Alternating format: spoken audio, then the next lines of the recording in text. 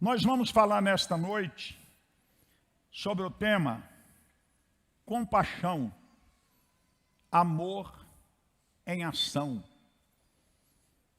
Qual é o tema?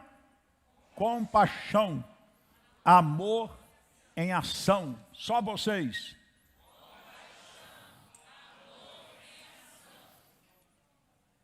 João 3,16, 1 de João, capítulo 3, verso 16.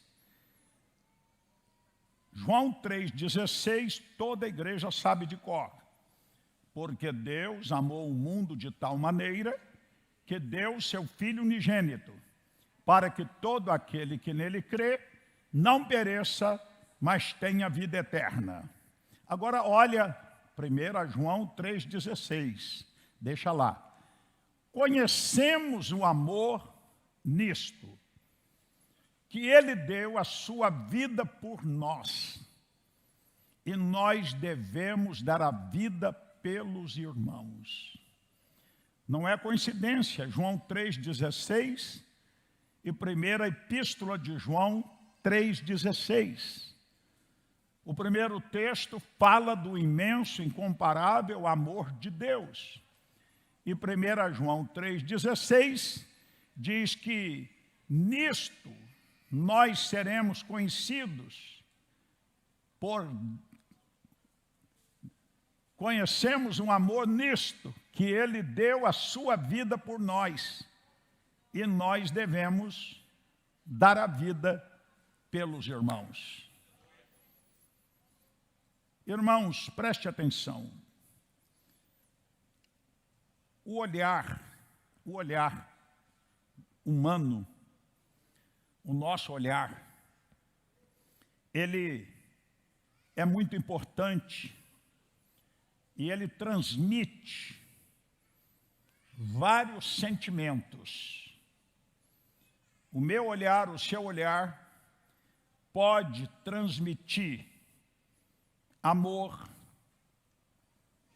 compaixão, alegria. É verdade ou não?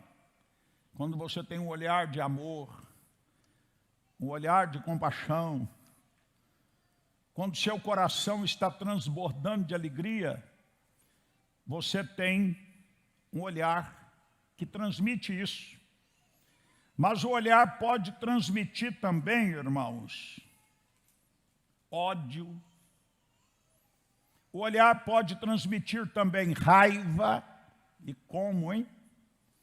Angústia, dor e até desprezo por alguém. Os olhos falam. Alguém já diz que os olhos são as janelas da alma. Uma pessoa cheia do Espírito, ela abençoa alguém com o olhar. Sabia disso? Uma pessoa possessa, e nós já vimos muito isso em trabalhos de libertação, o endemoniado não encara um obreiro, uma obreira, um salvo, cheio do Espírito. E se você forçar, sabe o que acontece? Sabe ou não? A pessoa estiver possessa, endemoniada, você diz, olha para mim, ele fecha o olho. Você diz, olha para mim, você vai lá e abre o olho dele. Sabe o que vai acontecer? O globo ocular vai virar. Vai ficar só o branco. Porque dos nossos olhos sai virtude. Como também do olhar de um endemoniado pode sair maldição. Eu ganhei para Jesus um cidadão, a Geninha lembra, a Aparecida também, eu acho que sim. A missionária Graça que está assistindo lá em casa sabe da história. Um jovem lá em Lafayette, que com 18 anos já era um pai de santo conhecido e temido. Quando ele queria derrubar alguém, ele dizia, olha, fica olhando aquela pessoa. E ele fixava os olhos na pessoa, de repente a pessoa tropeçava no nada e se arrebentava lá no chão. Quando ele queria atrair alguém do sexo oposto, ele fazia as mandingas dele e a pomba gira, e o pombo girou, Os olhos são órgãos importantes. E a gente fala muito através deles. Dá um olhar de amor cristão aí para quem está perto de você. Isso.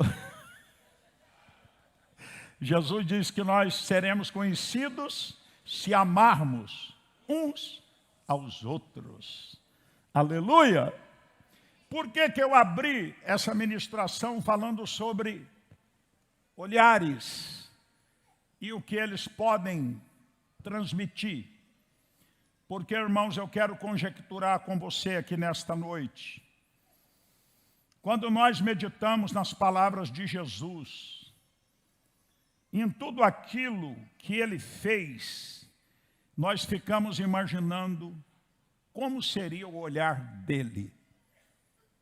Vou repetir, quando nós meditamos nos ensinos de Jesus e em tudo que o Senhor Jesus fez, a gente fica pensando, como seria o olhar de Jesus?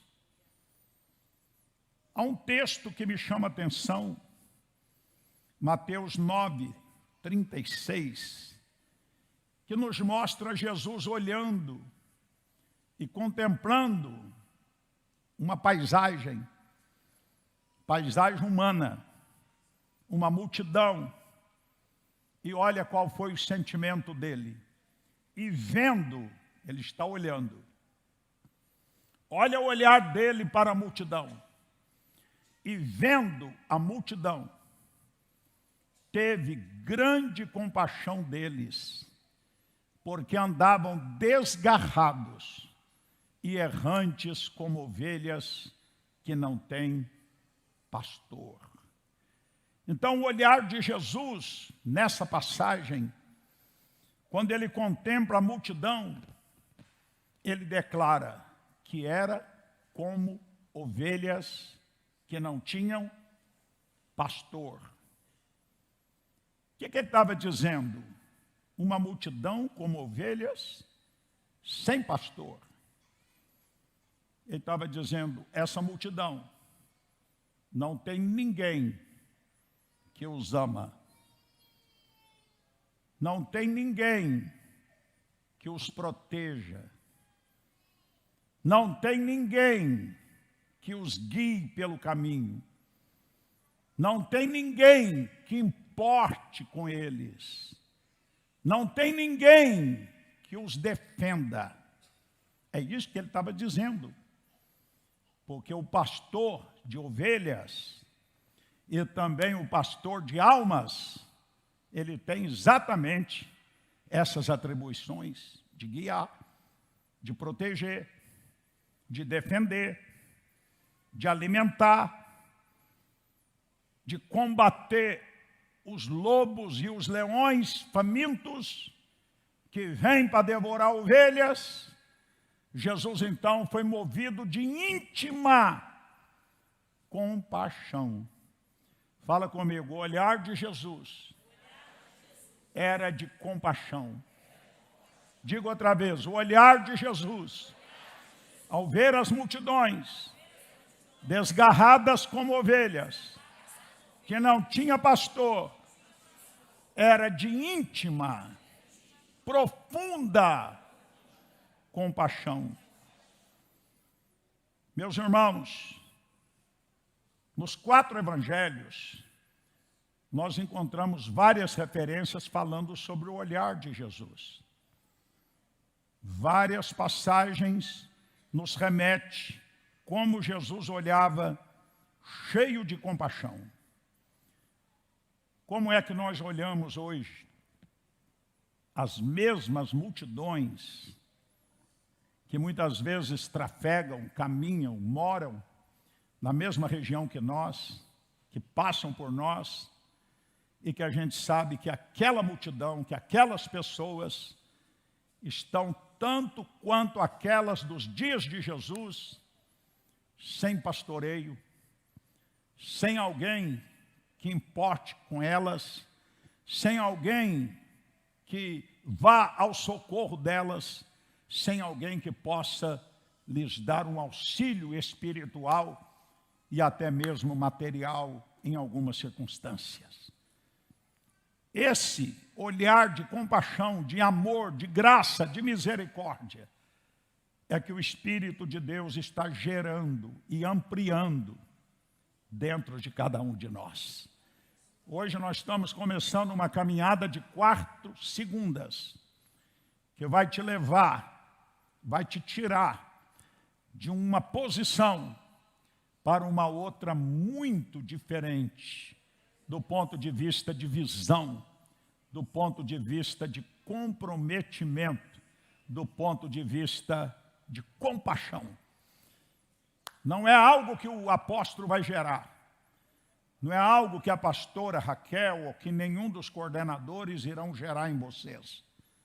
Mas o Espírito de Deus que está aqui, ele já começou a trabalhar em nós para ampliar esse sentimento de amor, de compaixão, de misericórdia.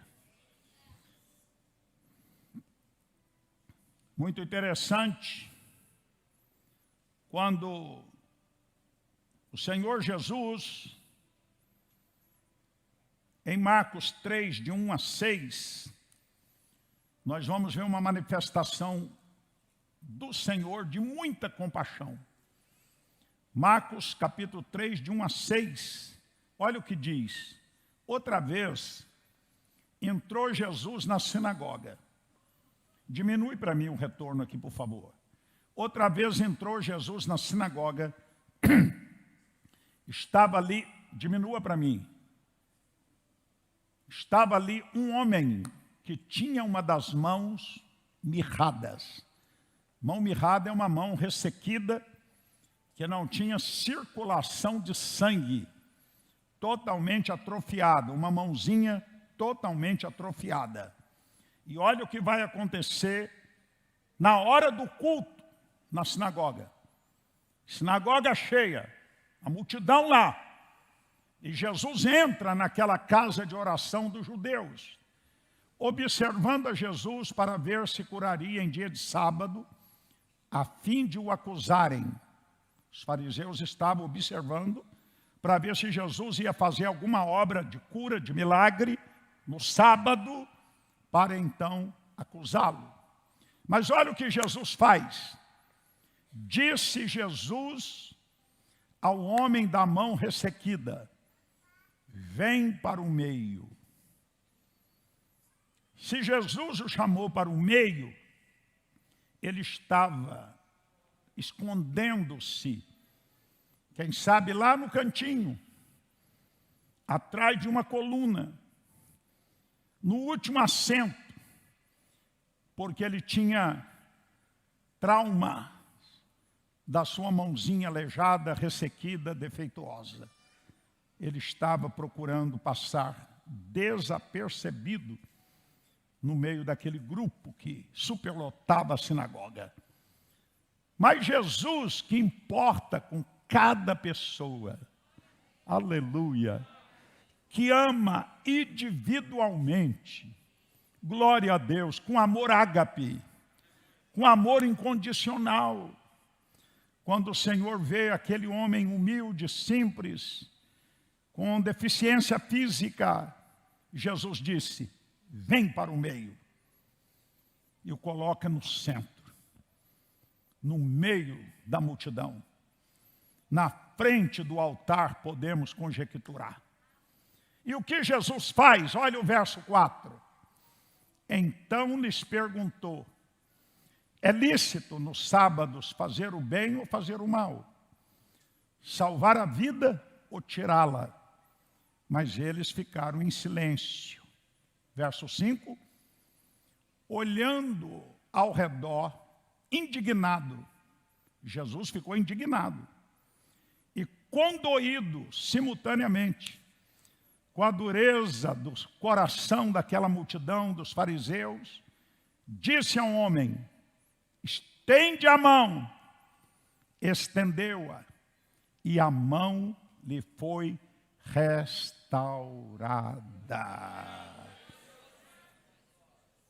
Foi uma ação de compaixão, de misericórdia, de alguém traumatizado, de alguém que sofria, de alguém que queria ficar no anonimato por estes traumas, mas Jesus o chamou e o restaurou. Os religiosos não gostaram não, viu, irmãos? Diminui aqui para mim, irmão. 4 vezes eu pedi. Obrigado. Alô? Oi, oi, oi. Tá bom, Rony. Obrigado, viu? Escutem. Os religiosos, fariseus, saduceus, ficaram indignados. Hoje, no nosso devocional, eu falei com os nossos irmãos que estavam orando comigo, 8 horas da manhã, estudando o Evangelho, segundo escreveu Mateus. Eu estava dizendo para eles que a mensagem mais dura que Jesus pregou está no capítulo 23 de Mateus. E foi toda ela, viu, Priscila?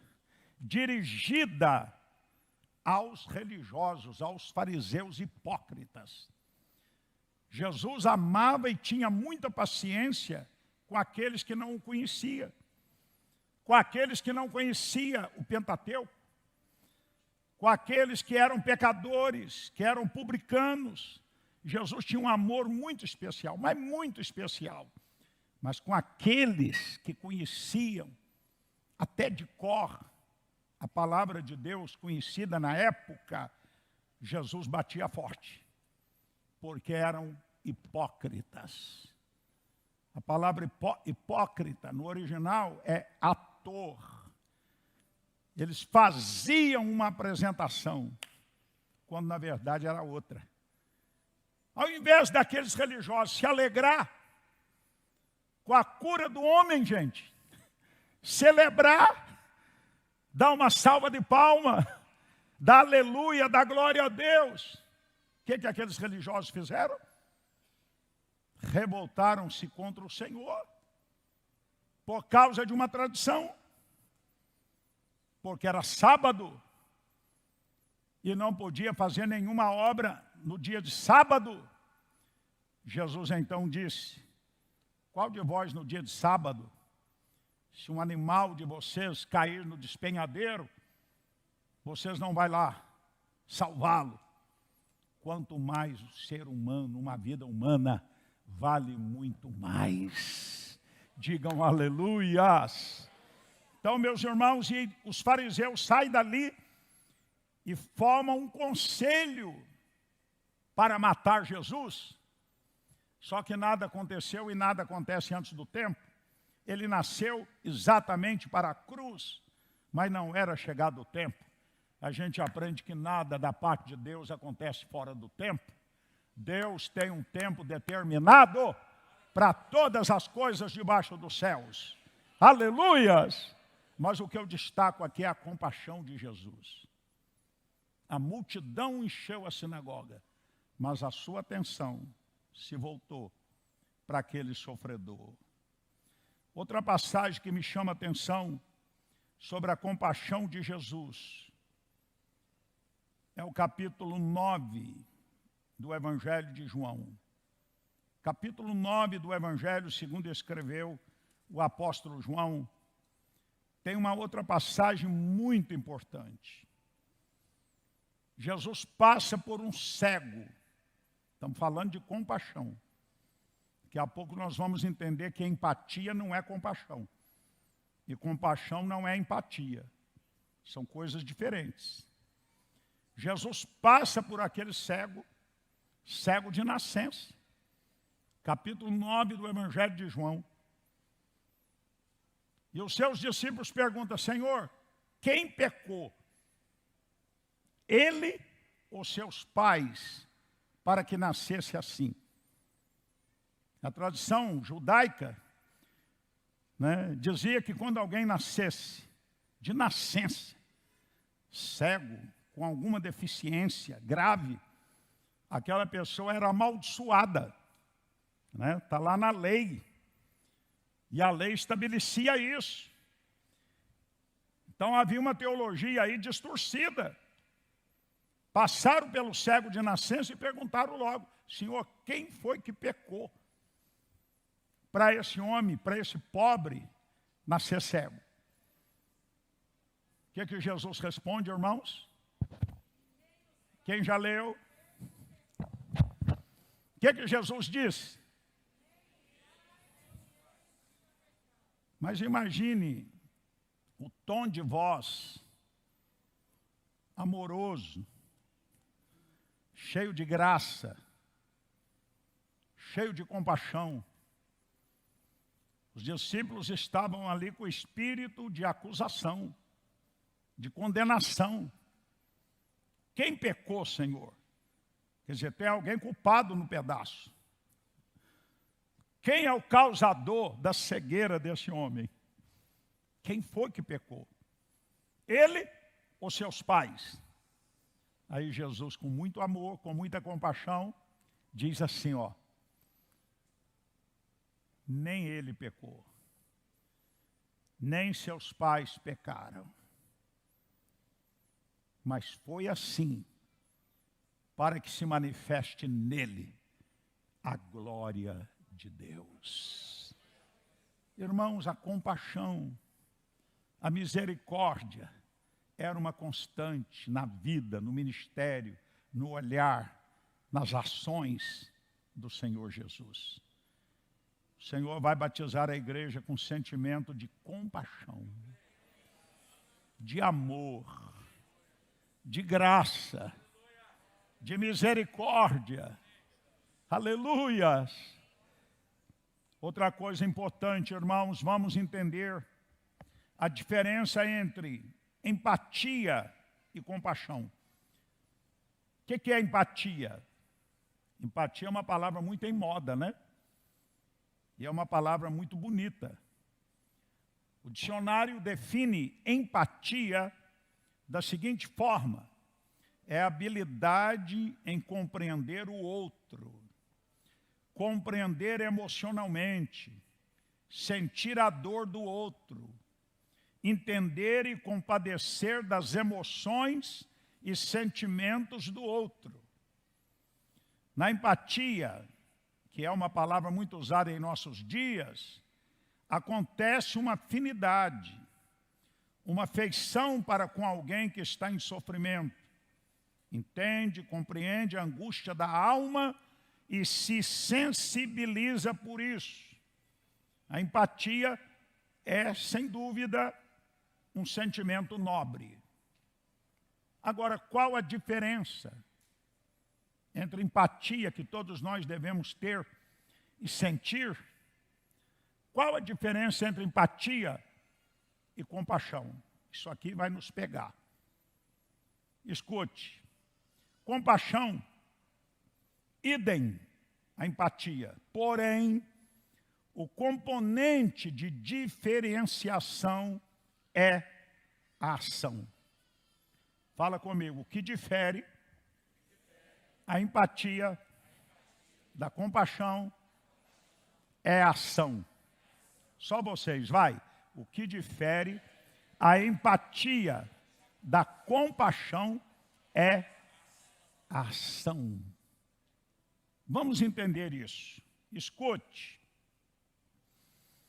Compaixão, podemos dizer que é amor derramado. Compaixão é amor derramado. Compaixão é a ação. Jesus sentia empatia ou compaixão? Empatia ou compaixão? Nós vamos ver uma referência agora extraordinária, que mostra o Senhor Jesus não ficando só no sentimento, né? Empatia te leva a solidarizar com o sofrimento, né? Você penaliza, você sente o drama da pessoa, você até pode chorar com a pessoa, você pode lamentar, né? Chorar com os que choram, tudo isso é empatia. Mas se ficar só nisso, não resolveu o problema, não trouxe a solução. A compaixão é o amor em ação. E olha o que Jesus faz em Marcos 8, de 1 a 3. Naqueles dias, quando outra vez se reuniu grande multidão, e não tendo eles o que comer, chamou Jesus os discípulos e lhes disse: tenho o quê? O que Jesus disse que tinha? Que estava sentindo compaixão desta gente, porque há 3 dias que permanece comigo e não tem o que comer. Mas Jesus não ficou só na empatia, só na pena, só no sofrimento, por imaginar a fome deles de 3 dias. Olha o verso 3. Se eu os despedir para suas casas em jejum, desfalecerão pelo caminho. E alguns deles vieram de longe. Mas os seus discípulos lhe responderam: de onde poderá alguém fartá-los de pão neste deserto? E Jesus lhes perguntou: quantos pães tendes? Responderam eles: 7. Ordenou ao povo que se assentasse no chão, e tomando 7 pães, partiu-os, após ter dado graça, e os deu a seus discípulos, para que estes os distribuísse, repartindo entre o povo. Tinham também alguns peixinhos, e abençoando-os, mandou que estes igualmente fossem distribuídos. Comeram e se fartaram, e dos pedaços restantes recolheram 7 cestos. Então aqui nós vemos um exemplo prático de compaixão. Jesus detectou que há 3 dias a multidão não comia, porque estava seguindo por onde ele ia, encantado com seus ensinos, com seus milagres. E Jesus percebe isso, eles estão famintos. Penalizou-se, condoeu-se da fome que certamente todos estavam, mas não ficou só nisso. A compaixão é o amor em ação. Aleluia! Ele providenciou a solução. Aleluia, irmãos. Ele providenciou a solução. Trouxeram os poucos pães, os poucos peixes. Jesus abençoou, partiu, repartiu e alimentou a multidão. E nessa segunda multiplicação, sobraram 7 cestos. Na primeira sobraram 12 cestos, porque ele saiu da empatia para a compaixão. Quem está entendendo isso? Quem está percebendo no seu espírito? Diga glória a Deus. Amém.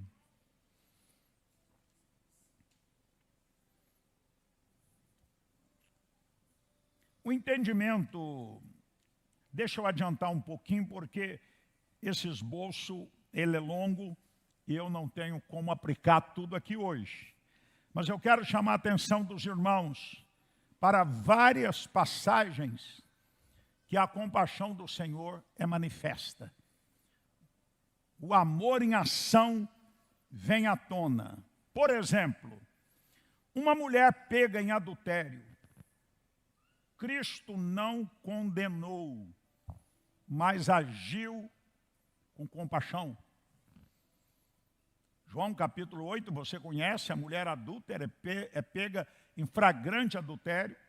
Os religiosos, olha eles aí mais uma vez, apanharam pedras, já com pedras nas mãos, porque a lei mosaica estabelecia que tais casos deveriam sofrer o apedrejamento. E a mulher sozinha no meio dos homens acusadores. E eles queriam pegar Jesus em contradição. Fizeram uma pergunta capciosa. Mas glória a Deus que Jesus era Deus e Ele também nos dá discernimento para perceber quando há malícia, quando há maldade na mente, no coração de alguém tentando prejudicar a obra de Deus. Disseram: Senhor, a lei diz que estas mulheres devem morrer apedrejadas. Tu, pois, o que dizes? Se Jesus dissesse: apedreje, eles iam dizer: ele prega o amor, mas aprovou o apedrejamento dessa pobre coitada. Se ele dissesse: não apedreje, eles iam dizer: ele está se arvorando contra a lei. Olha que capciosidade. Queriam pegar Jesus. Mas Jesus disse o quê, irmãos? É uma frase tão popular. Mesmo quem não conhece Bíblia, que não é membro de igreja, usa muito esta frase. Quem estiver sem pecado, que atire a primeira pedra. E a começar pelos mais velhos até os mais novos, todos se retiraram. A compaixão. Jesus disse a ela: ninguém te condenou? Ela disse: ninguém, Senhor. Ele disse: eu também não te condeno. Irmãos, aqui Jesus não estava aprovando a vida irregular dela não, viu? Jesus não estava dizendo: eu não te condeno, continue fazendo o que tu fazes. Não, não, não, não, não. Ele estava dizendo: eu também não te condeno, vírgula. Vá e não peques mais. Ele a perdoou e transformou a sua vida. Essa passagem do Evangelho é fantástica. Jesus não veio para condenar, Jesus não veio para julgar. A igreja, de igual modo, irmãos, não é um tribunal do júri. A igreja é lugar de misericórdia. A igreja é lugar de compaixão. A igreja é lugar de cura. A igreja é lugar de libertação. A igreja é lugar de restauração de vidas daqueles que estão perdidos lá fora, sem Deus, sem esperança e sem salvação. E a recomendação do Senhor é: cuide primeiro das ovelhas desgarradas da casa de Israel. Isso é muito sério. Outra passagem que mostra a compaixão de Jesus: a mulher samaritana, depois de 5 maridos, Jesus a perdoou, a transformou, e ela se tornou uma missionária no tempo recorde, levando uma multidão da sua cidade a Jesus. Ô irmão, Jesus quebrou muitos paradigmas. Um homem falar com a mulher em público era impensável. Esta outra era traumatizada. Por que ela foi buscar água meio-dia? Não era horário das mulheres buscar água. Normalmente era no amanhecer do dia. A distância normalmente era longa. Tirar a água era penoso, né? Muitos irmãos não sabem o que é isso, tirar a água da cisterna, da cacimba. A gente abre a torneira e jorra água, né? A pessoa não valoriza o conforto que tem, só valoriza quando perde. Mas naquela época tinha que ir lá na cacimba e encher o vaso, a lata d'água na cabeça, lavar ela. Não é verdade? Eu sou desse tempo. Na minha casa não tinha água encanada. Tinha não. Tinha uma cisterna lá no fundo do quintal. E a minha irmã, minha mãe dizia muitas vezes, chamava os homens, né? Eu, Geraldo, João, Daniel, 4 homens arrões. Vai buscar água, acabou a água. E um jogava para o outro, né? E tirava fundo, pesado. E para encher aquelas talhas, era penoso. Então essa mulher também era traumatizada, como era o homem da mão mirrada. A deficiência dela não estava no físico, mas estava no caráter. Todos sabiam quem era ela.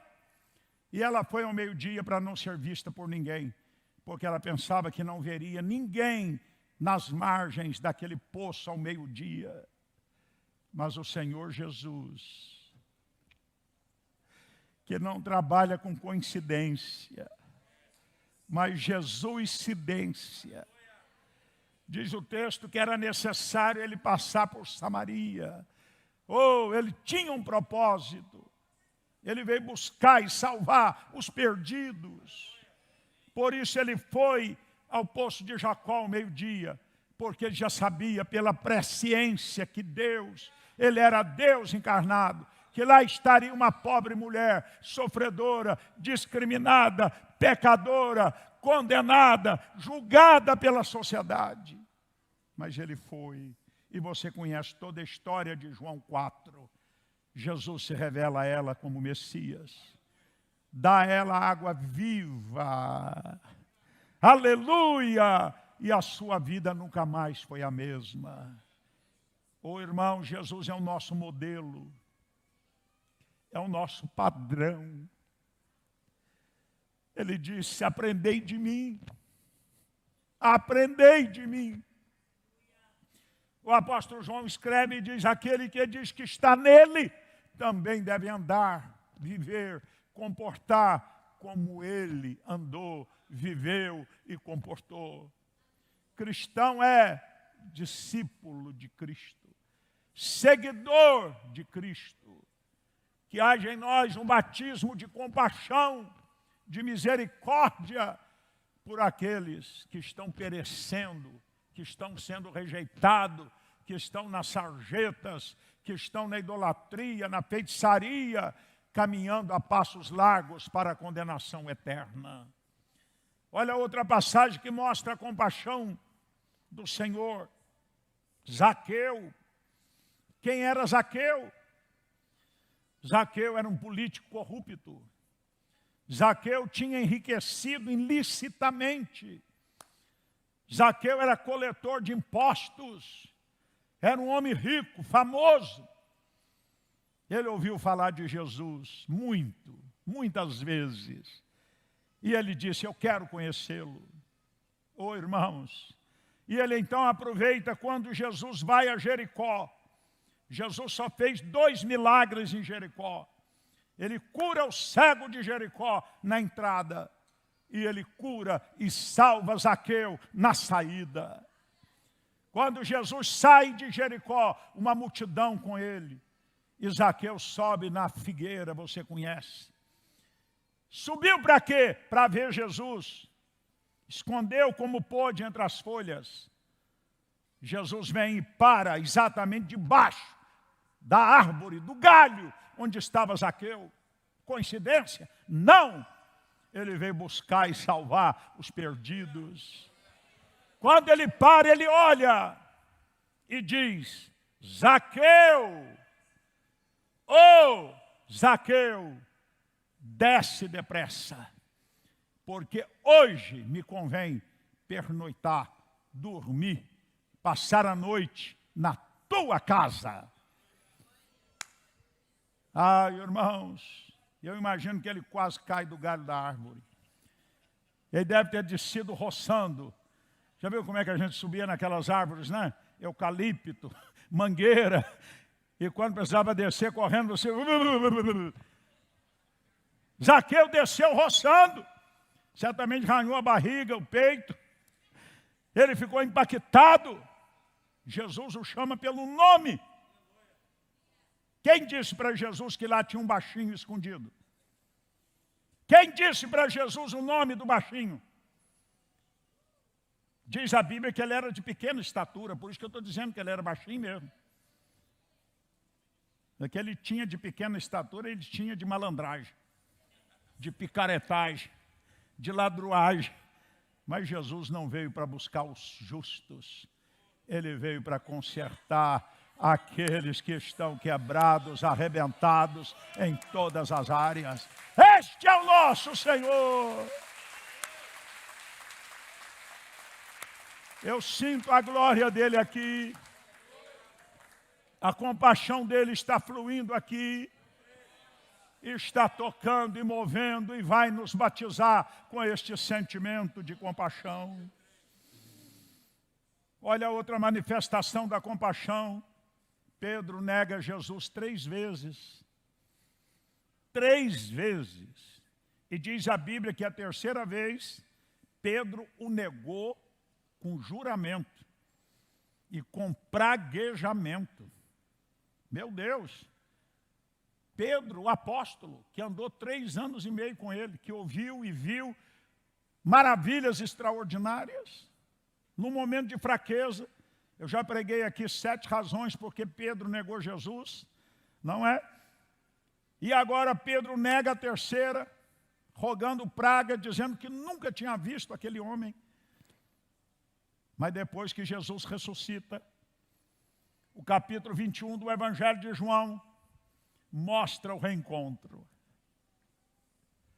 Oh, irmãos, nas praias do mar da Galileia, Pedro estava desanimado, 7 outros com ele, querendo voltar à vida antiga. Eles não tinham cantado essa canção que nós cantamos. Quebrei meu barco. Como é que é? Afundei o barco. Não tem retorno. O chamado é definitivo. Eles não conheciam essa canção. Quando Jesus morre, eles dizem, voltaremos para a velha profissão. Foi bom enquanto durou. Essa coisa de ser pescador de homens é muito difícil. Essa coisa de ganhar alma não dá para mim. Essa coisa de evangelizar, de ter compaixão dos sofredores, não é para mim. Eu vou voltar para a minha empresa de pescaria, para a minha velha vida. Pedro e mais 6 estavam debaixo desta influência. Mas Jesus aparece na praia. Ele chega na hora das crises.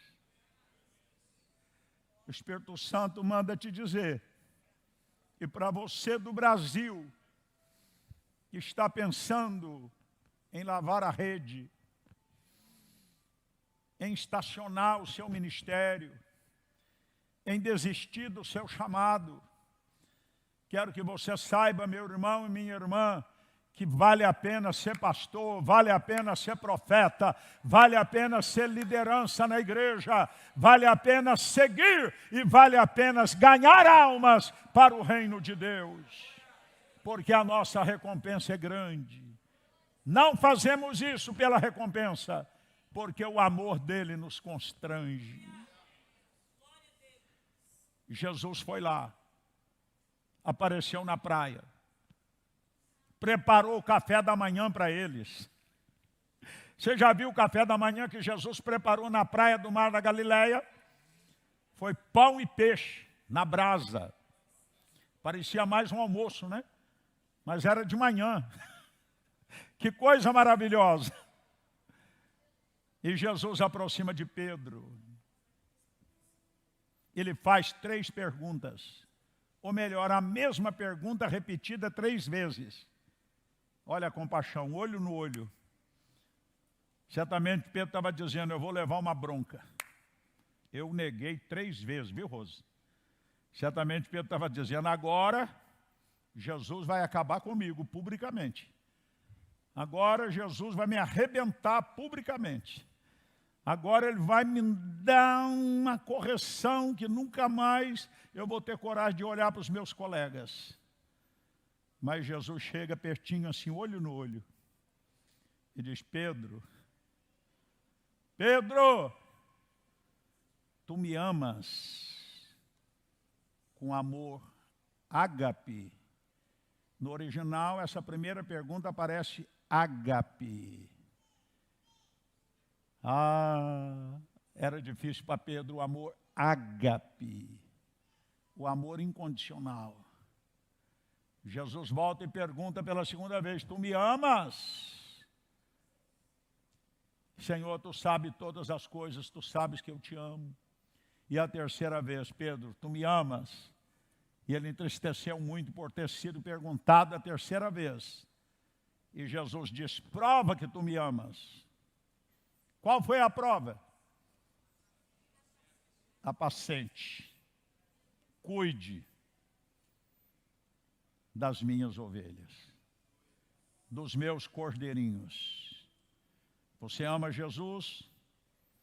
Primeiro requisito para ser uma liderança na igreja de Deus é amar a Jesus. é amar a Jesus. Amém? Amar a Jesus. Tu me amas, então apacenta. Tu me amas, então cuide das minhas ovelhas. Nessa noite ele está perguntando a mim e a você, tu me amas? Com amor ágape? Com amor incondicional? Então, cuide dos cordeirinhos. Cuide das ovelhas. Cuide do meu povo, que eu confiei em suas mãos, para você evangelizar, para você alimentar e para você proteger. Que coisa maravilhosa, irmãos. O ladrão da cruz, meu Deus, o ladrão da cruz estava crucificado ao lado, por uma questão de justiça. Seus crimes, sua vida passada, o levou à cruz. Mas de cruz para cruz, olha o olhar de Jesus. Aquele ladrão arrependido, olha e diz, Senhor, lembra-te de mim quando entrares no teu reino. Houve um arrependimento, irmãos, de última hora. Tem gente que não entende a graça de Deus. Tem gente aí fora que diz, como é que pode? O cara viveu a vida toda na picaretagem, no crime, na violência. E depois ele diz que se converteu e está por aí de terno, gravata, muitas vezes pregando. Tem gente aí fora com a mente natural que não aceita isso. Mas eu quero dizer para os irmãos que a graça de Deus, ela é gloriosa, maravilhosa, inefável. Graça é favor que nós não merecemos, mas que o Senhor derrama. Aquele ladrão foi pendurado e foi perdoado estando na cruz. E Jesus disse, hoje mesmo estarás comigo no paraíso. Isso é compaixão. É amor em ação. Digam glória a Deus. E o que dizer do bom samaritano? Lucas 10, 25 a 37. Eu não vou ler o texto, vocês conhecem a parábola do bom samaritano.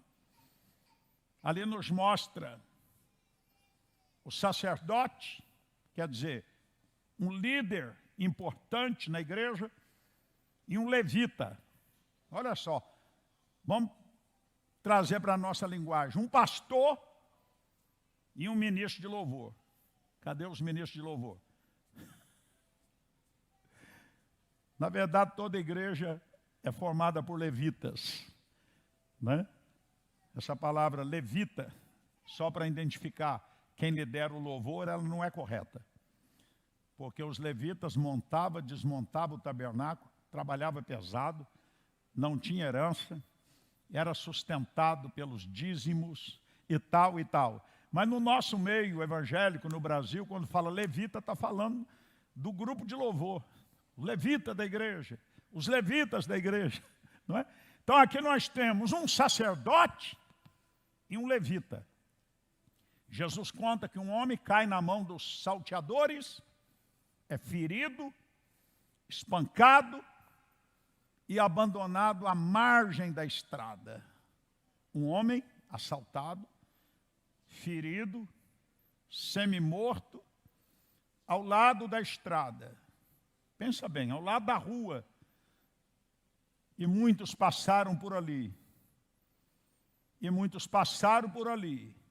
E viram aquele homem, aquela vítima, morrendo aos poucos, ensanguentada, já dando os últimos suspiros. E não deram importância. Quantas vezes, irmãos, nós passamos por moradores de rua, não é? Por pedintes, por pessoas jogadas na sarjeta, e a gente não se importa. E seguimos o nosso caminho como se ali não tivesse ninguém.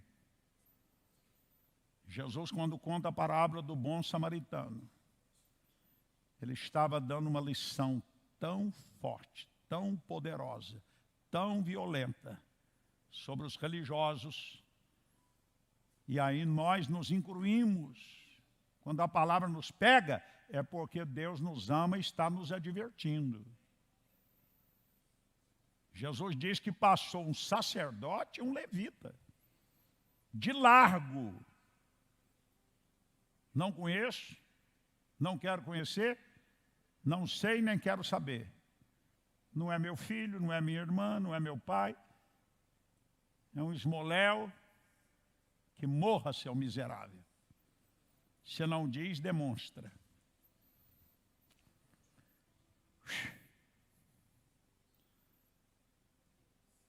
O sacerdote não deu atenção, o levita não deu atenção e o homem continuou moribundo. Mas Jesus diz que de repente veio um homem samaritano. Por que samaritano? Era um lugar paupérrimo, era um povo discriminado, era um povo mestiço, judeu com gentio. O judeu olhava para o samaritano e os considerava combustível para o inferno. Era o povo desprezado. Mas foi um samaritano que Jesus contou, que veio e deu atenção àquele que estava à beira da estrada. Botou azeite, vinho, botou na sua cavalgadura, no seu animal. Botou ele no seu carro. Botou no carro, viu, pastor? Botou no carro. Botou no carro. Obrigado, Espírito Santo. Botou no carro. Tem gente que fala assim, Jesus, se o Senhor me der um carro, vai estar a serviço do teu reino.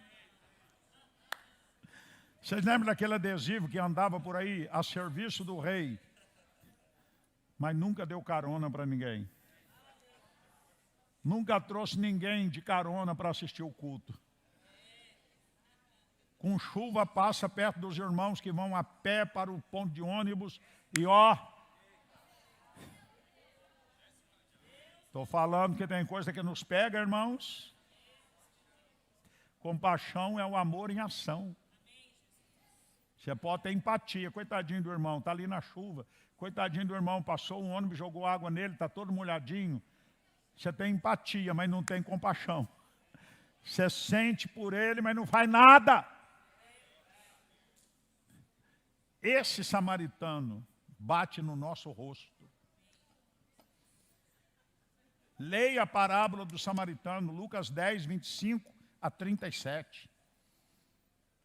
Foi o samaritano que foi lá e botou o doente, irmão, em cima do seu cavalo, no seu carro, melhor carro da época.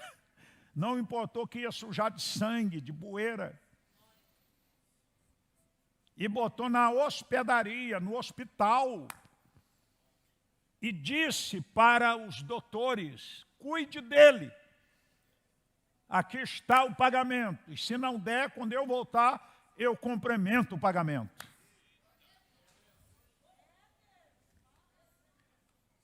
Meu Jesus, o Senhor nos perdoa a nossa insensibilidade muitas vezes. Tem mensagem que você prega para lá e para cá. Todos nós temos que fazer uma reflexão.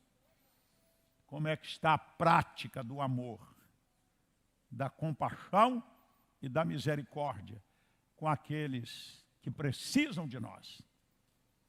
E esse precisa de nós muitas vezes não é coisas materiais. Esse precisa de nós muitas vezes é uma visita, é um abraço. Eutico ressuscitou só no abraço. Caiu da janela aquele moço, morreu. Paulo desceu da sua posição, curvou-se, abraçou Eutico e ele ressuscitou. Tem gente que só precisa de um abraço, de um telefonema. E isso vai fazer a diferença na vida de muita gente. Encerrando agora, queridos irmãos. Colossenses 3, versos 12 e 14. Na nova versão internacional, coloque aí, NVI. Coloque nessa versão. Olha o que diz esse texto, para a gente fechar. Portanto, como povo escolhido de Deus, olha bem o que Paulo, pelo Espírito, está escrevendo. É para mim e para você. Portanto, como povo escolhido de Deus. Quem faz parte do povo escolhido de Deus aí? Só quem faz parte. Então é para você. Então é para mim. Então é para nós. Portanto, como povo escolhido de Deus, santo e amado. Quem é povo separado aí? Levante a mão. Quem é santo? Quem é amado de Deus? Levante a mão. Então é para nós mesmos. Não pense que foi só para os colossenses. É para os capixabas. E é para os brasileiros. Meu Deus! Portanto, como povo escolhido de Deus, como povo santo e amado de Deus, revistam-se de profunda compaixão, bondade, humildade, mansidão e paciência. Aleluia! E no verso 14, acima de tudo, porém, revistam-se do amor, que é o elo da perfeição. O que é revestir? O que é vestir? É entrar dentro de uma roupa. Não é? É ou não é? Eu entrei dentro dessa camisa. Então eu vesti. Né? Você entrou dentro desse vestido bonito aí. Dentro dessa calça. Então você vestiu-se dessa roupa. Paulo está escrevendo e dizendo que nós devemos vestir-se. Entrar dentro dessas virtudes. Compaixão, bondade, humildade, mansidão e paciência, para que possamos ser, de fato, discípulos do Senhor Jesus. Irmãos, que esse mesmo sentimento que estava no Senhor Jesus possa estar em cada um de nós. O sentimento de compaixão. Nós estamos nos preparando para uma ação evangelística, quando todos nós, como salvos, como membros do corpo de Cristo, como alguém que já foi tocado pelo poder, pela graça salvadora, nós estamos sendo equipados, treinados para sairmos dessas quatro paredes. E para estarmos lá fora, ou irmos lá fora, nas ruas, nas vielas, nos morros, nos bairros de classe média, nos bairros de classe alta, para testificar do amor de Deus, da graça de Deus, do poder de Deus. Amém? Deus quer se manifestar através de cada um de nós. Deus quer tocar vidas através de cada um de nós. E sabe por que nós devemos nos disponibilizar, irmãos? Olha para cá. Porque essa compaixão que eu falei tanto hoje, alcançou a nós. Nós fomos alvos da compaixão. Nós fomos objetos da compaixão, da misericórdia e da graça de Deus. Fomos salvos, libertos, curados, com propósito, para tocar outros. Alguém pode dizer, mas eu não tenho chamado. Eu não sei pregar. Claro que eu não estou dizendo que todos serão pastores do púlpito. Não estou dizendo que todas serão pastoras, missionárias, apóstolos, presbíteros, evangelistas, muitos serão. Mas Deus está te chamando, sabe para quê? Para ser uma testemunha. Recebereis poder ao descer sobre vós o meu Espírito, e ser-me-eis testemunhas. Amém, gente?